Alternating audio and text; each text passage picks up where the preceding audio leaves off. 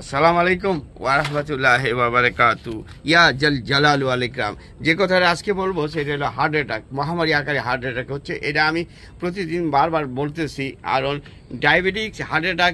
ডায়াবেটিক্সে heart attack ভয়াবহতা বেশি। কারণ আমরা যে খাবার খাচ্ছি, ফার্মের মুরগি, শাক সবজি ম্যাক্সিমামই ফরমালিন।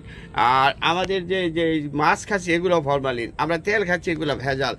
কাজেই আমরা যে বেশি বেশি করে খাই আমাদেরকে অসুস্থ হয়ে যাচ্ছি। আর আপনারা হাসপাতাল ভর্তি এখন হার্ট অ্যাটাক রোগে। কাজেই আপনারা সাবধান, কম খাবেন, ক্ষুধা লাগলে খাবেন, আর কম খাবেন, নবীর সুন্নত মতো খাবেন, তাহলে আপনাদের হার্ট অ্যাটাক হবে না। আপনারা গরুর মাংস কম খাবেন, আপনি গরুর দুধ বেশি খাবেন, আপনি তারপরে আপনার একটু ব্যায়াম করবেন, তাহলে আপনারা সুস্থ থাকবেন। নইলে এই যে ভয়াবহতা, যে হার্ট অ্যাটাক একটা ফ্যামিলিতে হইলে সেই ফ্যামিলিটা ধ্বংস, আর তার লাইফটাই শেষ।